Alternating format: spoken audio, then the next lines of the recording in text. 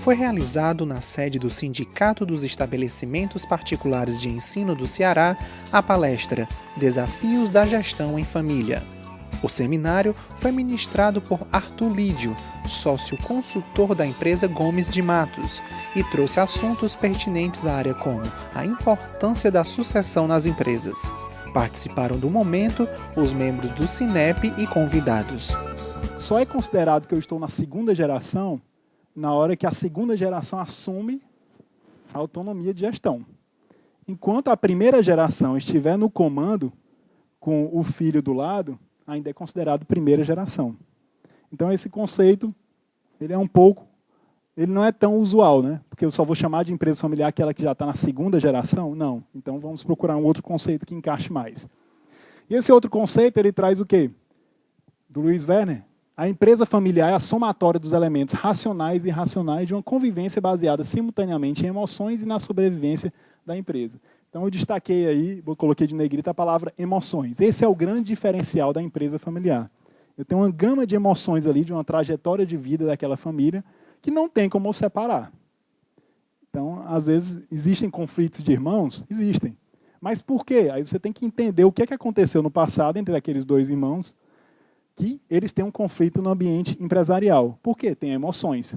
Então, o grande desafio da profissionalização das empresas familiares é o quê? É tentar colocar elementos mais racionais, como indicadores, processos, políticas, que aí a instituição ela vai perdendo esse caráter um pouco, ele vai perdendo um pouco desse caráter emocional para, no mínimo, tentar equilibrar com o caráter racional. A gente não está querendo que tire a emoção, porque eu vou mostrar aqui os pontos fortes da empresa familiar. Mas a gente quer que, pelo menos, equilibre com fatores racionais também, números, métricas, políticas e assim por diante. E aí um conceito que ele pega mais amplo, né? Que é aí do René Werner, aquela que nasceu de uma só pessoa, um empreendedor, ele a fundou, a desenvolveu e, com o tempo, a compôs com membros de família. Então, ele tinha duas opções. Ele podia chamar familiares, ele podia chamar o termo que a gente chama profissionais, né, que são os não familiares. E aí, não que os familiares não sejam profissionais, é porque é o termo que é utilizado, profissionais e familiares. Mas ele escolheu trazer membros da família. E, na sua ausência, a família assumisse o comando. Então, ele, nessa visão de perpetuidade do negócio, ele trouxe familiares, porque geralmente são pessoas de confiança. E também, no conceito 2, aqui tem controle acionário, tem cotistas, ou então acionistas, nas mãos de uma família, a qual, em função desse poder, mantém o controle da gestão e de sua direção estratégica.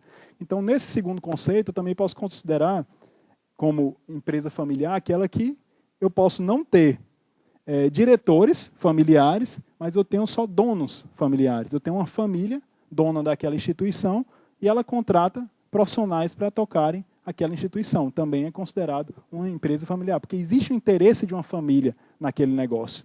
Então, é o conceito que a gente considera mais amplo. Seguindo, a importância da sucessão nas empresas. Primeiro ponto. Segundo os números do BNDES, demonstra que, excluindo as estatais e as multinacionais, 95% das empresas são familiares. Por isso que eu levantei essa estatística aqui no início. Deu mais ou menos, pelo que vocês levantaram de braço aí, deu mais ou menos 95%. Então, sempre que a gente presta consultoria, a grande maioria das empresas elas são familiares. 33% das empresas familiares chegam à segunda geração, conseguem passar o bastão. O fundador ele sai do negócio e a segunda geração assume. É pouco ou é muito, pessoal? Pouco, né? 2/3 não conseguem fazer essa transição de pai para filho. E aí, muitas vezes, eu coloco um profissional lá. Eu tento com um familiar, não consigo, e aí eu tenho que contratar um profissional de mercado para poder tocar o negócio. E aí, tentem acertar aí quantos chegam à terceira geração. 33% chega à segunda, quantos chegam à terceira? 15%? Vamos ver aqui. Chegou perto. 14% das empresas familiares chegam à terceira geração. O pai passou para o filho e o filho passou para o neto. Lembrando que não são os três convivendo junto. Teve uma passagem de comando. A gente só considera transição de geração quando o comando ele é assumido pela geração seguinte. E aí, 4% chegam à quarta geração. E eu só tenho estatísticas até aí, não tenho ainda a quinta geração. A quinta geração que eu conheço aqui, se eu não me engano, a empresa, a IPO, que ela está na quinta geração, o grupo Teles, né? E, se eu não me engano, a Parente também, eu acho que ela está na quinta geração. Se eu não me engano, são as duas empresas cearenses que eu me lembro que estão na quinta geração. E é bem mais difícil. E aí, pessoal, tem um modelo de governança corporativa, já é considerado um pré-requisito do BNDES na concessão de financiamento. Então, as instituições elas levam em consideração se existe um plano de sucessão dentro daquela organização para ver qual o nível de perpetuidade que aquela instituição vai ter. Se ela tem um plano de sucessão bem definido, significa o quê? Que ela tem mais possibilidade de perpetuar do que uma que vai deixar para discutir isso na morte do fundador. E aí os problemas são bem mais difíceis, como eu vou retratar um pouco mais na frente aqui. E aí outro dado interessante, de cada 100 fortunas, só 18 foram herdadas. 82% das fortunas que existem no Brasil foram construídas. E só 18% foram herdadas. Significa o quê? Que existe muito mais empreendedores por conta própria do que pessoas que foram herdando um patrimônio de um negócio e continuando colocando para frente. E aí, trago para vocês aqui os pontos fortes de uma empresa familiar. Então, como toda instituição, existem pontos fortes e pontos de melhoria. Alguém se arrisca a dizer um ponto forte da empresa familiar? Confiança de quem? Os filhos, quem mais? A esposa, a confiança nas pessoas que trabalham, né? Porque são familiares, a tendência é confiar. Né? Então, vamos lá, alguns pontos fortes que a gente elencou. Primeiro, lealdade dos colaboradores. Geralmente, empresas familiares são instituições de longa data que eu tenho funcionários que cresceram, entraram em cargos de baixo e foram crescendo dentro da instituição. Tem um exemplo de uma construtora cliente nossa que o gerente de departamento pessoal, ele era o lavador de carros do dono da construtora. E aí depois ele viu que era uma pessoa proativa, que tinha interesse de aprender e tal, investiu nele, pagou a formação dele e tudo, aí ele entrou auxiliar de departamento pessoal, depois virou assistente, analista, depois virou coordenador, e aí foi crescendo dentro da instituição. É uma pessoa de confiança que foi ganhando competência no decorrer do tempo. E aí você acha que esse funcionário não vai ter a vontade de retribuir isso para o dono da empresa? Com certeza ele vai. Ele vai ter uma lealdade muito maior do que uma pessoa que já foi formada. Então existe essa gratidão por essa formação que as empresas familiares proporcionam.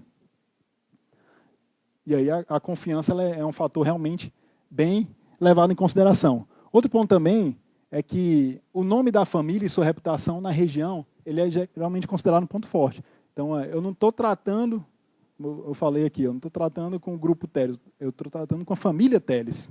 Então, eu confio neles. Então, eu conheço aquela família de 10, 15, 20 anos. Então, eu tenho uma relação de confiança com eles. Então, por essa relação de confiança na família, ela termina puxando isso para um ponto forte da empresa.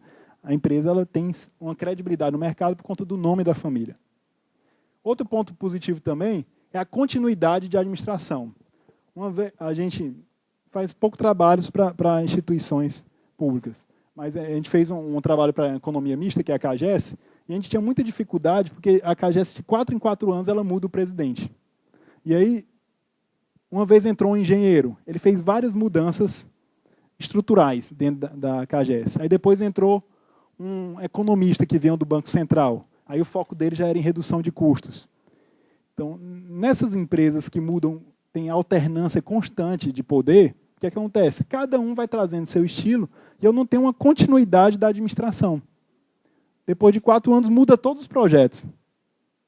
Como se mudasse todo o planejamento que foi feito, ele é zerado e começa tudo de novo, dependendo do estilo daquele presidente. E numa empresa familiar tem uma continuidade. Um vai vendo o que teve de positivo da geração anterior, leva isso para si e continua com outras características positivas que ele trouxe. Outro ponto positivo, união entre acionistas e dirigentes. Tem diferença de eu ser um diretor e eu ser um dono? Às vezes as pessoas confundem, né? Eu sou dono, eu sou diretor. Não, o diretor é uma pessoa que é paga pelos donos da empresa para atingir os objetivos daquela organização.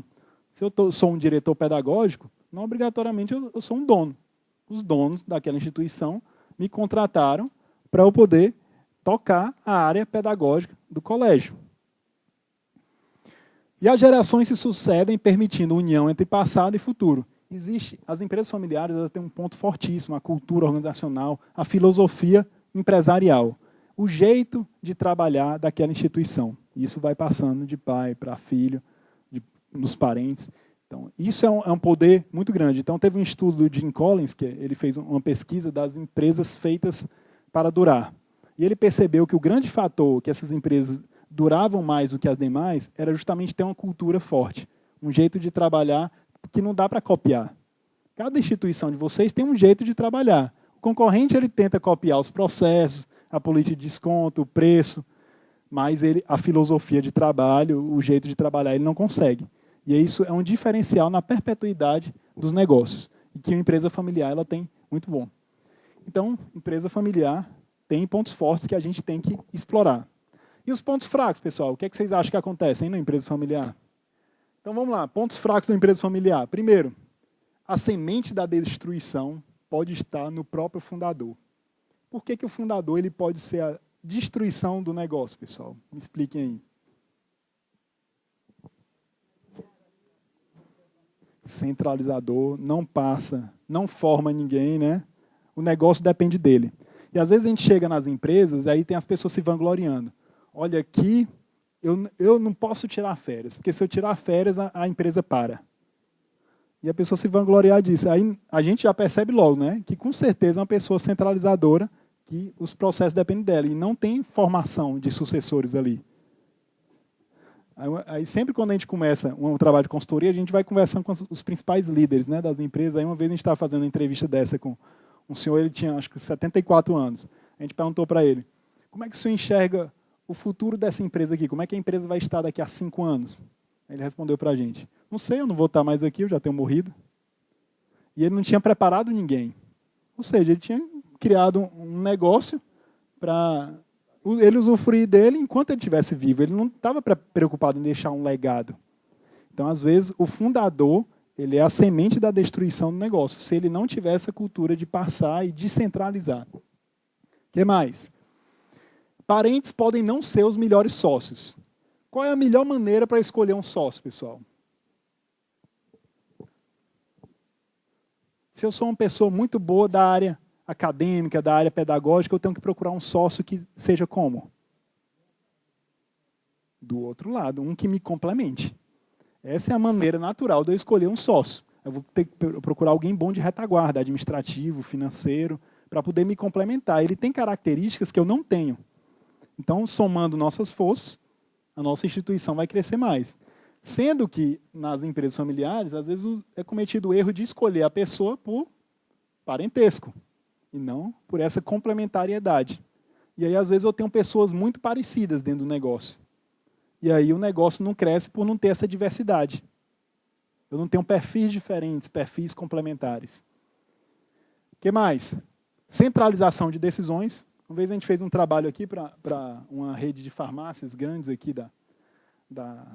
do estado. E aí eles estavam, o primeiro colocado estava crescendo muito, o terceiro colocado estava chegando perto deles, e eles não estavam abrindo mais farmácia, tinham parado de abrir farmácia. A gente foi tentar entender por que isso estava acontecendo. E a gente viu que era o quê? Eles tinham uma maneira de abrir farmácia que era assim, eles eram 4 irmãos, e aí eles faziam o quê? Eles tinham uma votação, ó, tem uma oportunidade ali, tem alguém querendo vender um ponto de uma farmácia ali. Eles só abriam a farmácia se os 4 concordassem. Eu não tinha uma figura de um tomador de decisão ali. Eu não tinha um presidente, eu não tinha um diretor executivo. Os 4 tinham o mesmo nível de poder. E se um não concordasse, a empresa não crescia. Isso é que a gente chama de centralização das informações, que consequentemente traz o quê?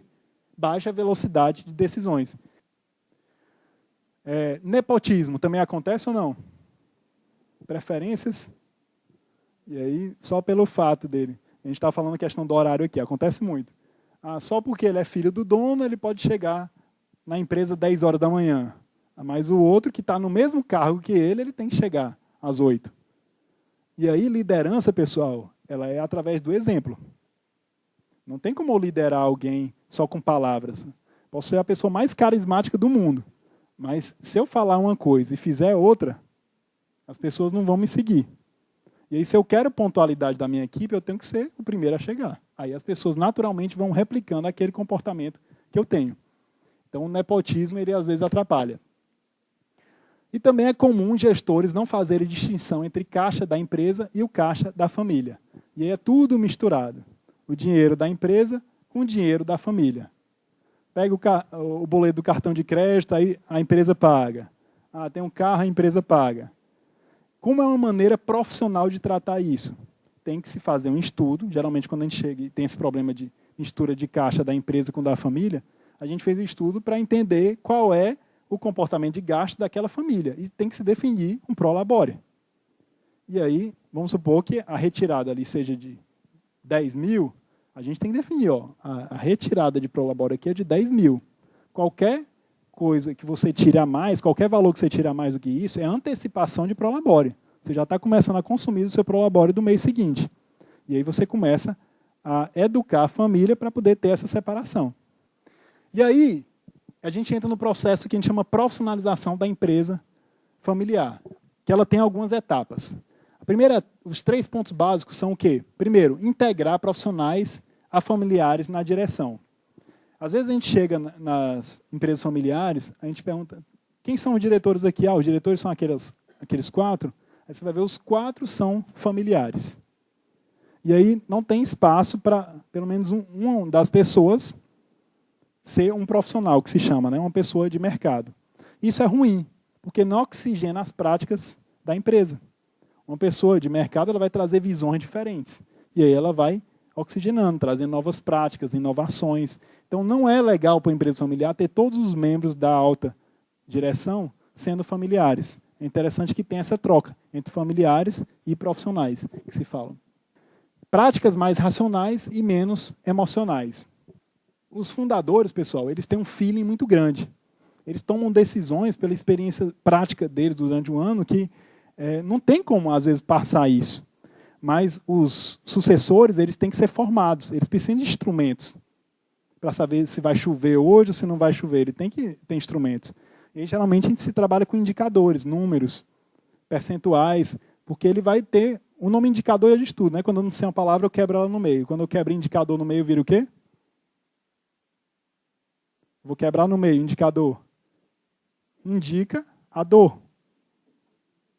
Então, o herdeiro ele tem que ter instrumentos para verificar onde é que estão as dores da empresa. São os números. Quantidade de matrículas, quantidade de retenção de alunos, nota do Enem. Eu tenho que saber essas informações. Avaliação de professores, satisfação dos alunos. Eu tenho que saber esses números para saber onde é que estão as dores da minha instituição. E aí eu chamar aquelas pessoas e montar junto ações para poder melhorar aquele indicador. E também, consultoria externa também ajuda. É um trabalho de mediação, né? Às vezes, a gente chega nas empresas, falta só colocar as 2 pessoas para conversarem. O filho com o fundador. E aí, alguns perigos da profissionalização, alguns erros que são cometidos. Primeiro, massificar ou apressar o processo. O ideal é começar com poucos e bons. Então, vamos supor que eu tenho 5 diretores familiares. Aí, de uma hora para outra, eu demito os 5 diretores familiares e coloco ali 5 pessoas de mercado. Eu estou massificando. Eu não estou começando aos poucos. Eu tenho que dar um tempo para aquela instituição se acostumar com trabalhar com pessoas que não são da família. Então, eu não posso massificar o processo. E outro erro também é o não dar efetivamente autonomia para o gestor. Muitas vezes se dá responsabilidade, mas não dá autonomia. Você tem a responsabilidade sobre a área financeira. Mas aí uma compra de R$300, o dono do negócio tem que aprovar. Aí não funciona. Aí o que é que vai acontecer? A pessoa vai pedir para sair. Porque ela está empoderada lá como diretor financeiro, mas ele não toma decisões na área financeira. Tudo ele tem que ter uma validação. E aí, às vezes, se dá a responsabilidade, mas a pessoa não recebe a autonomia do cargo dela. E aí esses profissionais eles saem da instituição por conta disso, por não receber autonomia. Dentro do processo de profissionalização, algumas dicas para a profissionalização. Primeiro, ensinar o fundador que onde existem mais de 2 pessoas, decisões têm que ser compartilhadas, exercitar esse processo desde o início da empresa. O que a gente sempre faz é criar o que a gente chama de equipes de gestão. Então, uma equipe de 5 a 8 pessoas, representantes de várias áreas, que a gente começa a eles trabalharem como um conselho consultivo e eles vão dando opiniões sobre as áreas da empresa, por mais que a decisão final, em caso de impasses, seja do dono, mas eu tenho pessoas opinando ali que elas podem dar um ponto de vista que não foi visto antes. Outro ponto, criar um processo de treinamento e capacitação interna e externa dos herdeiros, sucessores, privilegiando principalmente os pontos fortes. O que é que a gente observa muito nas empresas? Eu vou começando a formar um sucessor, mas eu trabalho em cima apenas dos pontos fracos dele. E aí, cada vez mais, nos estudos que a gente vem acompanhando, a gente vê que os talentos das pessoas eles estão nos pontos fortes e não nos pontos fracos. O ponto fraco ele nasceu para ser neutralizado. Vamos supor que em oratória eu seja nota 3. Naturalmente, ali eu nasci com nota 3 em oratória. Aí vamos supor que eu faça curso de oratória, leia livros de oratória, assista palestras de oratória. Vocês acham que eu consigo sair com muito esforço de nota 3 para nota quanto? Se eu me esforçar muito, eu dobro uma competência. Dobrar uma competência seria de 3, eu estou saindo para 6, com muito esforço. O que é que eu fiz? Eu peguei um ponto fraco e neutralizei ele. Neutralizar significa o quê? No dia que eu precisar usar ele, eu desenrolo. Então, no dia que eu precisar falar em público, oratória, eu vou lá e consigo falar em público. Mas não me coloque para trabalhar todo dia falando em público, porque aquilo não é o meu ponto forte. E é esse raciocínio que a gente tem que ter. Então, as pessoas, às vezes, elas são posicionadas em locais que não é a atividade que ela tem afinidade. Seguindo, criar um conselho de família, um fórum onde a família discute aspectos do negócio. Outra regrinha também que a gente sempre procura criar é o seguinte: no ambiente de trabalho não se discute assuntos de família. E no ambiente de família não se discute assuntos de trabalho. Isso ajuda muito, viu, pessoal? Isso é meio que uma terapia, quando as pessoas começam a exercitar isso. Porque olha aqui a situação, eu passo o dia todo trabalhando com aquela pessoa, quando eu chego à noite ainda vou discutir outros assuntos profissionais com ela. Qual é o momento que eu vou ter uma relação de pai e filho? Não tem. Aí a relação fica estritamente assuntos profissionais. E aí eu tenho que saber ter um momento. Lembrem do chapéu, né? Eu tenho que trocar o chapéu. Esse momento eu tenho que ser pai, esse momento eu sou diretor. E aí o conselho de família, geralmente ele pode ser criado até como um almoço semanal, onde os membros da família eles vão lá se encontrar para debater esses assuntos que a família tem interesse dentro do negócio, os assuntos profissionais. Tá certo, em casa a gente não discute, mas a gente tem um fórum, que é o nosso almoço toda da sexta-feira, para poder discutir os assuntos do negócio que impactam na família. E aí ajuda bastante. Proporcionar a absorção de familiares nas empresas desde que cumpridas as regras definidas e que venham para somar. Da mesma forma, preparar a saída daqueles que estejam destruindo a gestão familiar. Por exemplo, no slide anterior eu falei de autonomia, né? Eu contrato uma pessoa de fora e eu dou autonomia para ela. A gente só percebe se uma pessoa ela tem autonomia para ser diretor daquele cargo, coordenador, supervisor, o que seja, quando ela tem poder de contratar e de demitir, não é isso? Então, se eu tenho um filho do dono abaixo de mim, eu tenho o poder de demitir aquele profissional se ele não estiver fazendo um bom trabalho? Aí é que eu vejo se a pessoa tem autonomia ou não. Porque se fosse um funcionário comum e não estivesse desempenhando bem o trabalho, dê feedback. Vocês conhecem a regra dos 4 T's? Não?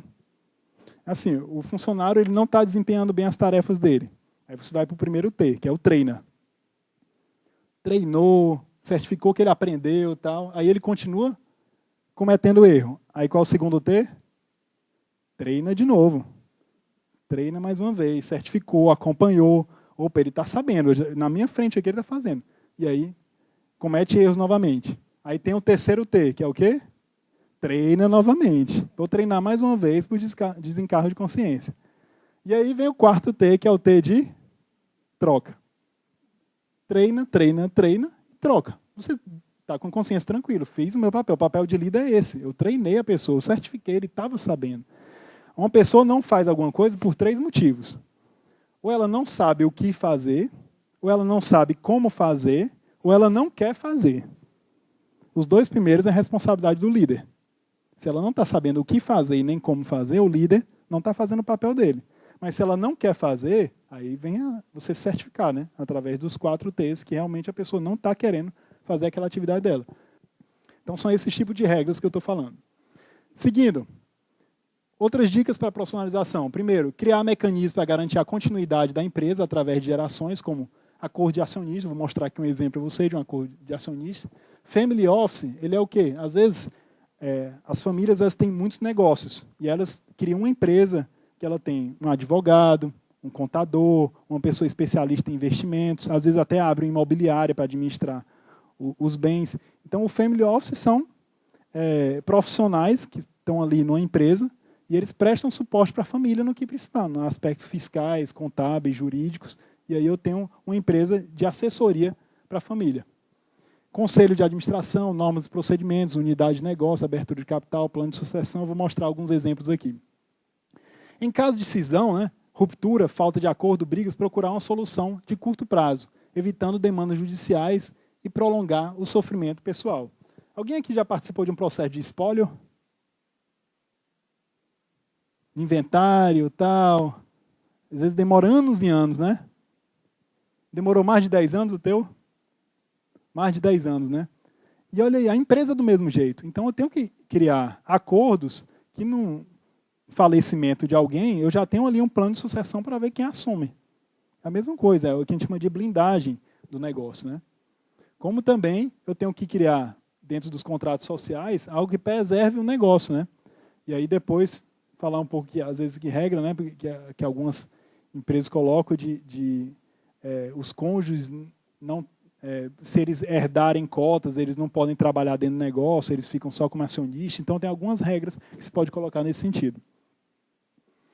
Solicitar ajuda de terceiros, amigos. Então, sempre tem algum amigo que ele tem uma empresa familiar também, que ele está passando pelo mesmo momento, e é bom a gente trocar ideias e ver sugestões também. Isso tudo ajuda na profissionalização. Outra ferramenta que a gente tem que dominar bem é o ciclo de vida das organizações. Assim como uma criança ela começa dentro do início do ciclo de vida, nas empresas existe um ciclo de vida que geralmente ele acontece e ele pode ser antecipado. Vamos ver aqui o exemplo. Ó. O lado esquerdo, ali da estabilidade para a esquerda, é o que a gente chama de crescimento. O lado direito é o lado do envelhecimento. Então, toda empresa ela começa com a fase do namoro. O que é o namoro? É o momento em que o empreendedor ele tem uma ideia e fica namorando com aquela ideia.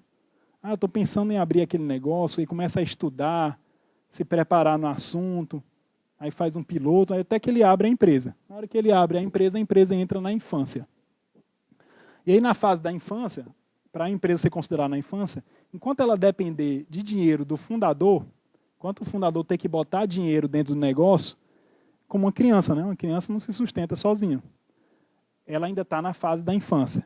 Mas chega um momento que ela começa a se sustentar sozinha e ela passa para a fase do toca-toca. O que é a fase do toca-toca? É a fase que todo mundo faz tudo. Então eu tenho, às vezes uma pessoa faz tudo.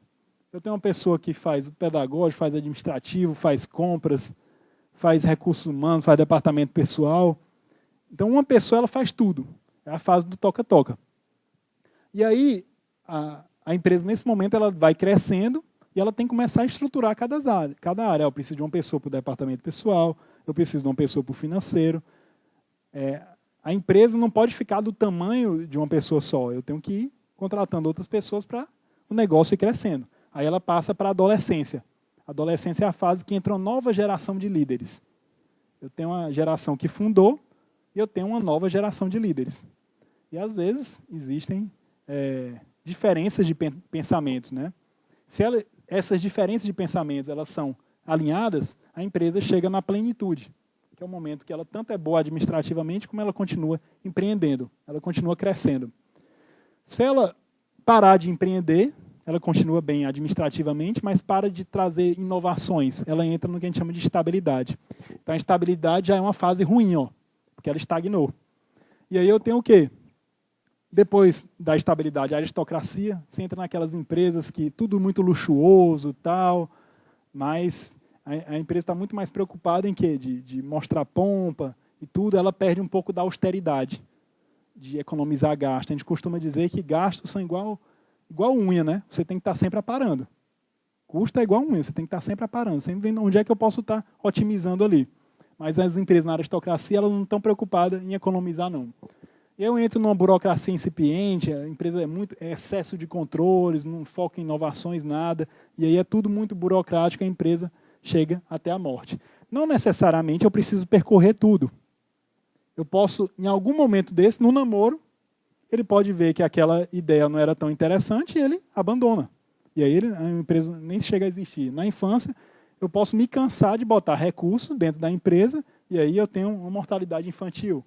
Mas o ponto que eu quero destacar para vocês é justamente aqui, ó, a cilada do fundador. Tem uma linhazinha aqui que está um pouco clara, que é o quê? Do toca-toca, eu posso falecer ali a minha empresa por conta de uma cilada do fundador. O que é esse falecimento? É a centralização. Lembra do toca-toca? Uma pessoa faz tudo. É o dono da empresa, ele faz tudo. E aí ele não começa a botar pessoas para poder fazer outras atividades e o negócio não cresce. Ele centraliza tudo. E aí o negócio, como é dependente dele, muitas vezes acontece o quê? Um acidente, alguma fatalidade nesse sentido. E tem vários casos aí, né? Vocês já conhecem algum caso que o dono da empresa faleceu e o negócio deixou de existir? Hã? Exatamente. Acontece, né? Então o que acontece? Isso é dependência. Então quanto menos dependência eu tiver do fundador, mais a instituição ela pode crescer. Ok? Aí, pessoal, eu tenho diferenças de pensamento entre fundador e herdeiro. O que é que acontece?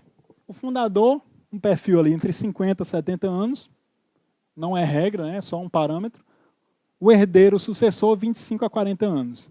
Por que eles têm pensamentos diferentes, pessoal? Porque eles viveram em mundos diferentes. Quem tinha celular aqui há 20 anos atrás? Levanta a mão. Poucas pessoas, né? Como é que era esse celular? Era o PT 550, né? Era o tijolão, né?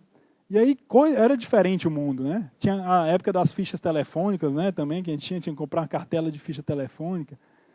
Hoje quem tem aqui aparelho fixo em casa, levanta a mão, telefone fixo. Poucas pessoas têm, às vezes tem por causa da internet. Tem por causa da internet. Mas antigamente o que é que tinha? Se eu tinha uma linha telefônica, eu tinha declarado no imposto de renda, era um bem que você tinha. As pessoas alugavam a linha telefônica dela. Então eram mundos diferentes. O mundo cada vez mais está acelerando. Por isso que o herdeiro ele tem uma visão diferente do fundador. Se a gente não entender isso, a gente não consegue avançar. Então olha aqui algumas diferenças que a gente trouxe para vocês. O fundador, a prática nos negócios supera a formação acadêmica. Não é uma regra, é só uma tendência que acontece. Ele valoriza mais a prática do que a formação. Forte em microeconomia, nos indicadores ali de dentro do negócio, tendência a ser mais um especialista de produto, ninguém conhece aquele produto ali melhor do que ele, orientado para a produção de resultados, autoritário, tem dificuldade em trabalhar por consenso, conservador na maneira de fazer as coisas, teve uma internacionalização tardia, enquanto o herdeiro, ele cedo, né? Às vezes o fundador ele foi conhecer país do exterior depois dos 40, dos 50. Hoje, as crianças, né, com 15 anos, 5 anos, já têm experiências internacionais. E cultiva a ética do trabalho e a austeridade. E já ao lado do sucessor, né, formação acadêmica mais sólida, com menos vivência prática.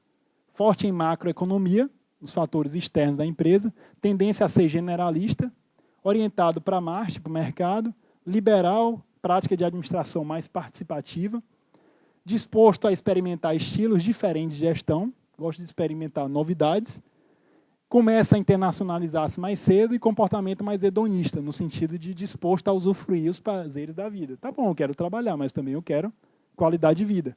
Então, são pensamentos diferentes. Oi, quer falar? E aí são pensamentos diferentes. Se a gente não tiver um não conhecer o outro, não há relacionamento entre os dois. Então, um tem que entender o perfil do outro para saber o momento de ceder na opinião. Tipologias de herdeiros, pessoal. Então, nós temos aqui, ó, quanto mais alto eu tiver nesse gráfico aqui, significa o quê?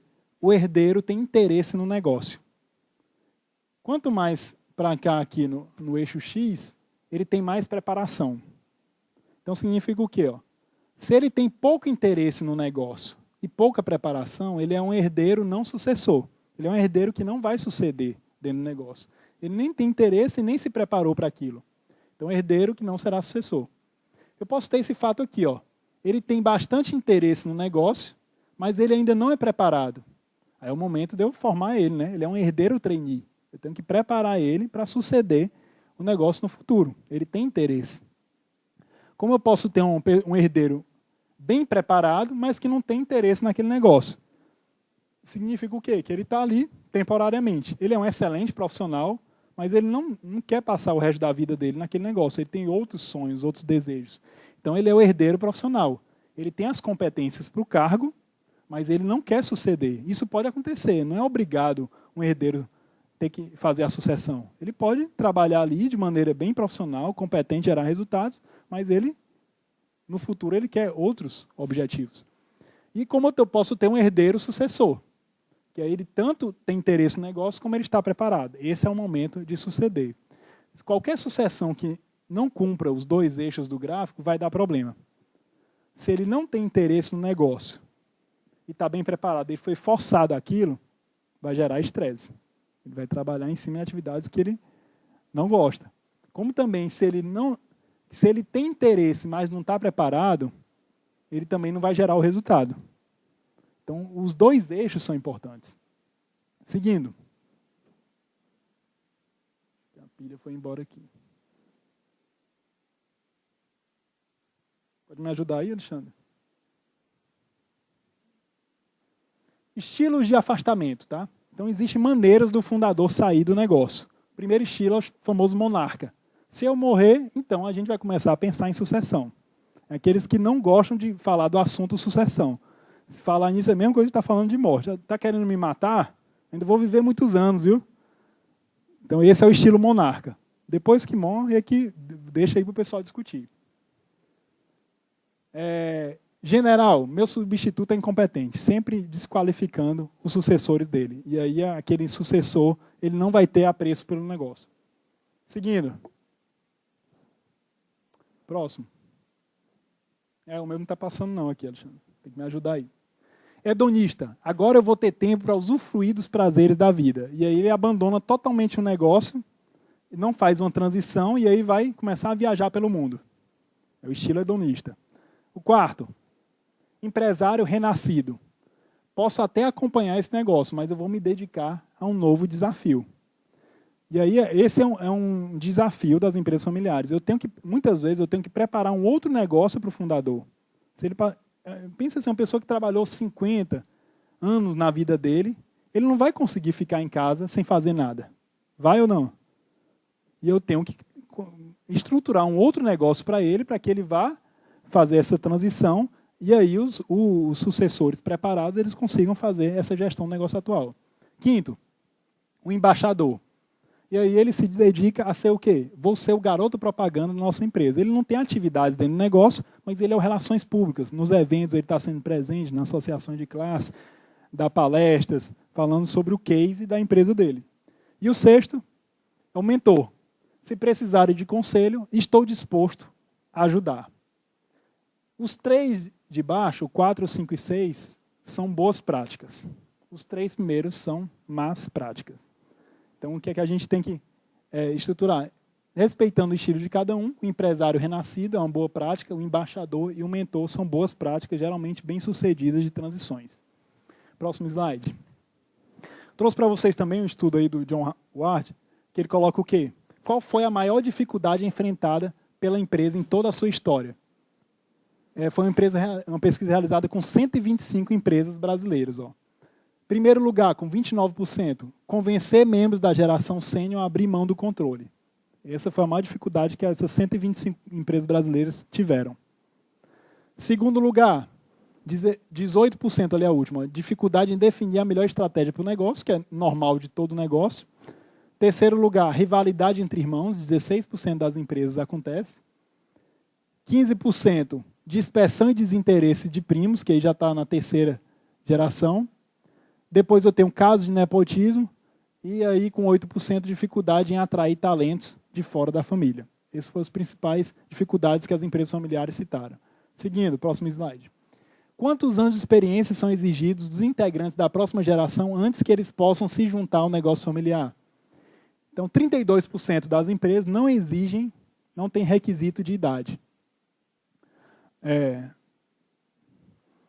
Mas o segundo lugar, ó, exige 1 a 2 anos de experiência. Integrantes da próxima geração possam se juntar ao negócio. Quanto tempo de experiência? Experiência que a gente fala é experiência externa. Eu tenho que ter trabalhado em outra empresa 1 ou 2 anos. Segundo lugar ali. 3 a 4 anos, 27%. E mais de 5 anos, 10%. É uma boa prática se exigir experiência externa. É uma maneira de blindar. Já falei uma que seria, algumas empresas usam curso superior e outra ter trabalhado pelo menos 2 anos em outra empresa que não seja a família. Depois vou comentar mais sobre isso. Com que idade... Não, pode voltar, eu esqueci de ler o anterior. Que idade os integrantes da próxima geração passam a ter direito a ações? Outra boa prática também, você começar, aí, através de resultados, você ir cedendo ações percentuais para os herdeiros. Né? 25%, só depois da morte dos pais, eles têm direito a ações. 25% de 26 a 35 anos começam a receber ações, acima de 35 anos, 22%, 21 a 25%, 21 a 25 anos, 16%, e abaixo de 21, 12%. Então, 25% das empresas, o herdeiro só começa a receber ações, só começa a entrar no contrato social depois da morte do pai, dos pais, que não é uma boa prática. Por quê, hein, pessoal? Porque à medida que ele vai recebendo ações, ele vai criando um sentimento de dono. Ele passa a não receber só para o labore e também começa a receber do lucro da instituição. E aí eu me preocupo mais no longo prazo. Próximo. Qual dessas alternativas foi mais útil na hora de lidar com os desafios de uma empresa familiar? 56% citaram consultores, 8,9% presença de diretores independentes, diretores que não são membros da família, 9,9% treinamento, 11,9% coaching e 12,9% precisaram de ajuda de psicólogos, né? Terapia. Então, são as principais práticas que as empresas familiares usam. Próximo. Qual o número de diretores independentes tem na sua empresa? 41% não tem diretor que não seja familiar. 24% de 1 a 2 diretores, 19% de 3 a 4, 15% 5 ou mais diretores. Próximo. E aí algumas ferramentas de empresa familiar. Primeiro que eu vou mostrar aqui, pode passar, mais uma, é o modelo dos 3 círculos da empresa familiar. Mais uma, que é do GESIC. Ele apresentou um modelo extremamente útil para as empresas familiares. Por quê? Porque às vezes a gente chega nas empresas familiares, todos os papéis estão misturados. E a gente tem que, dependendo do papel que eu esteja, eu tenho uma responsabilidade diferente. Por exemplo, o primeiro círculo ali de cima é o círculo da família. Eu posso ser um familiar, eu posso trabalhar na empresa, gestão ou empresa, ser um líder, ou então um funcionário normal, ou posso ter propriedade.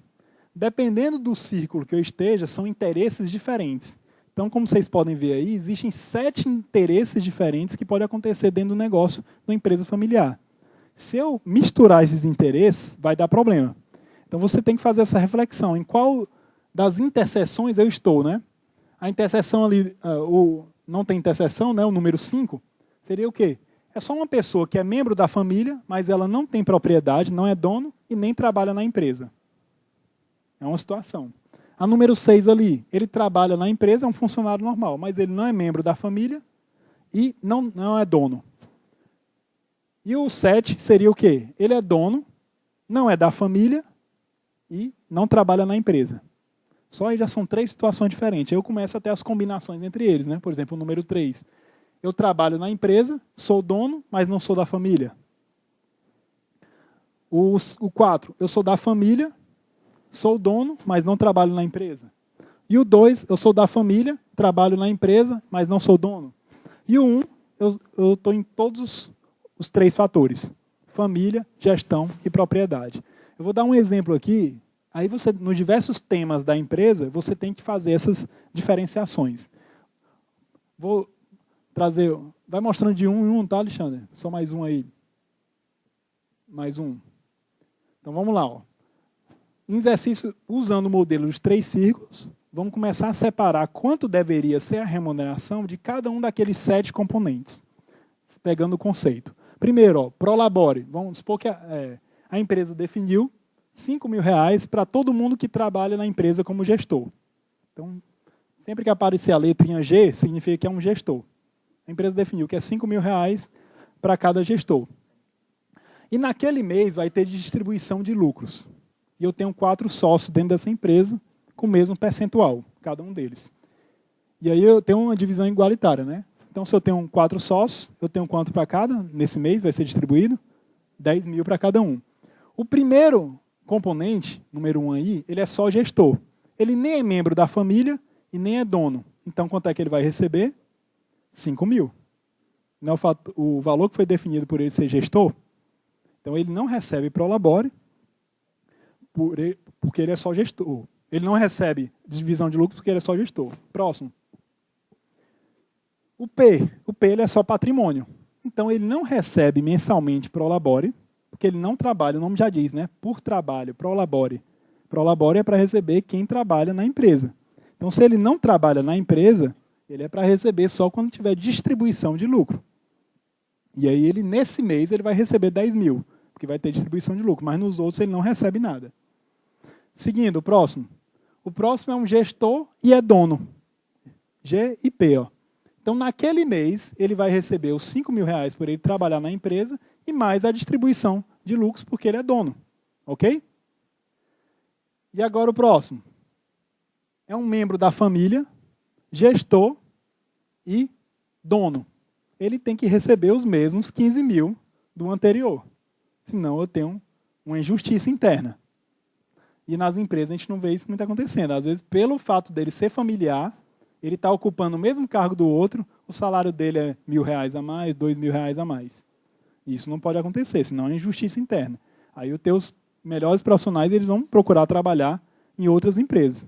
Então, sempre que aparecer o F, ele não tem nenhum benefício a mais por ser F, por ser membro da família. Ele tem que receber a mesma remuneração do outro gestor que está no mesmo cargo dele. Concorda ou sem corda? Concorda, né? Mas não é o que a gente vê nas empresas. Às vezes ele tem um bônus a mais só por ser membro da família. Ele não pode. Senão é injustiça. Próximo. É um membro da família e gestor. Então ele tem que ganhar igual o primeiro. Ó. Ele só trabalha na empresa e é membro da família. Ele não é dono. Recebe os 5 mil mensais. Seguindo.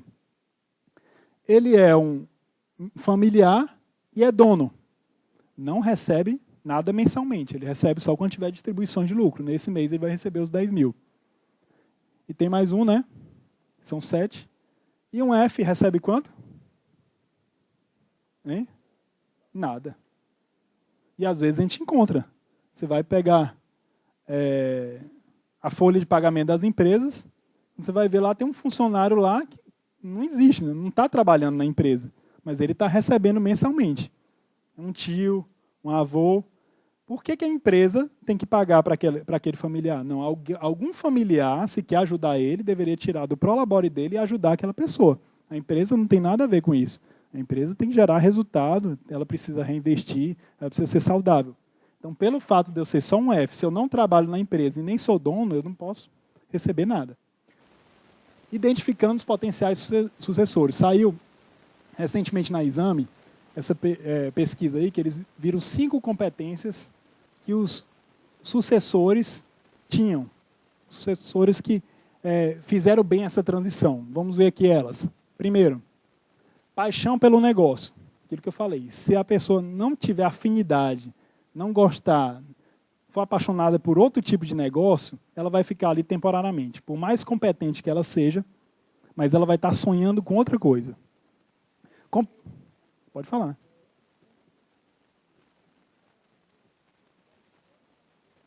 Exatamente. Ou então o contrário também. Depois que ele entra, ele descobre que ele não gosta. Então tem que experimentar, né? Não tem como. Competência técnica, aquela área que ele vai cuidar, se é uma área mais acadêmica, mais pedagógica, ele tem que ter know-how naquela área, tem que ter competência naquilo. Experiência externa, aparecendo novamente aí. Vontade de deixar a sua marca, ele deixar um legado para a instituição, e aí sempre é avaliado, né? Quais são os projetos que você pretende fazer, como é que você vê a instituição daqui a 5 anos, que mudanças você pretende fazer, para ver se ele quer deixar a marca dele também ali. Ele não vai entrar para copiar o que o fundador fazia. como também habilidade política. Habilidade política no quê? No sentido de conversar com as diversas esferas que existem na instituição. Eu tenho que ser bem articulado com os funcionários, eu tenho que ser bem articulado com as lideranças, eu tenho que ser bem articulado com o mercado, com os concorrentes, com fornecedores. Então, isso a gente chama da habilidade política, né? Então, são 5 critérios para você avaliar se o sucessor ele tem potencial de assumir o negócio. Seguindo. E aí, dentro do plano de sucessão, pesquisa realizada pela consultoria Hoff, com 168 membros de famílias, empresários de todo o país, postos do Brasil, revelou que apenas 7% dos empreendimentos possuem um plano de sucessão. Além disso, em 89% das famílias empresárias não há qualquer tipo de conselho e 79% não formalizaram acordo ou protocolo societário. Você vê o quanto de espaço que ainda tem aí nas empresas para poder melhorar essa governança e deixar a empresa mais preparada para uma perpetuidade. E seguindo, outra informação importante, não passa ainda, tá, Alexandre? Quanto tempo dura um executivo não familiar numa empresa? A empresa só tinha familiares. Aí eu contrato uma pessoa de fora para um cargo de liderança, de direção. Quanto tempo, em média, ele dura? Chutem aí. 1 ano, 2, 3, 4, 5, 6, 10.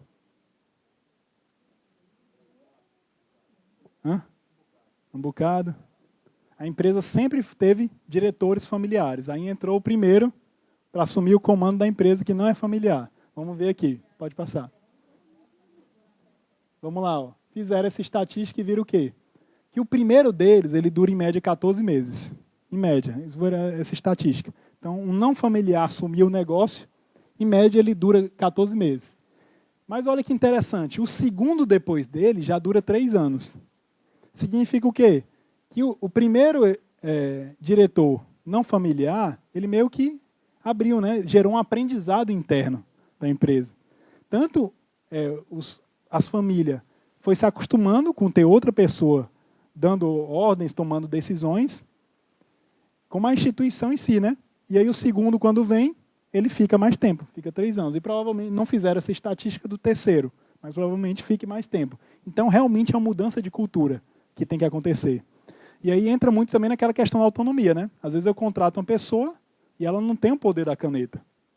Aí fica se tornando uma pessoa cara, uma pessoa qualificada para tomar decisões dentro da tua instituição, mas aí ela não tem o poder da caneta.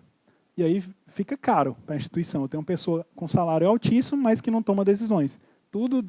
As decisões mínimas possíveis, ele tem que se submeter aos fundadores. Próximo. E aí, para a gente finalizar, vamos ler todo mundo junto? No 3? 1, 2, 3.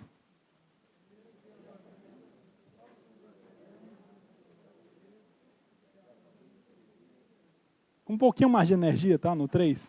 1, 2, 3.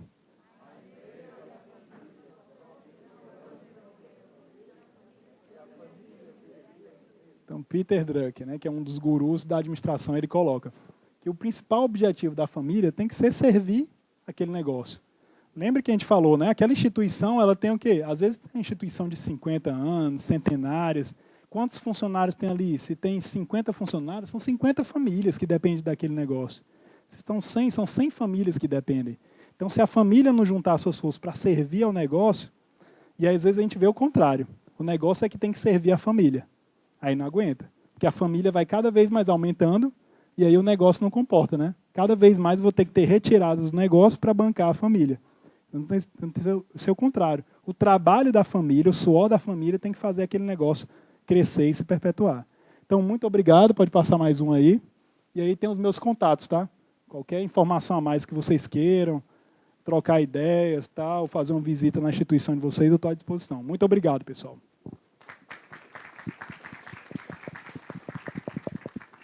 A realidade do dia a dia, os exemplos que eu citei aqui, são muitos exemplos do dia a dia deles, né?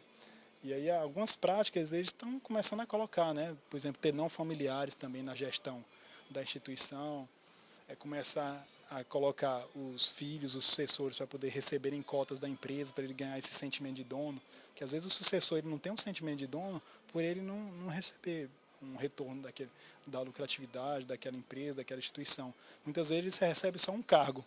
E aí ele vai ficar com a visão restrita daquela área pedagógica, aquela área acadêmica que ele está cuidando. Na hora que ele entra para o contrato social, mesmo com a parte minoritária, ele começa a ter a visão de dono. E ele sabe que eu tenho que me preocupar com administrativo financeiro, eu tenho que me preocupar com compras, com pedagógico também. E essas realidades do dia a dia, eles foram colocando para a gente viu que era bem prático para aplicar nas instituições deles.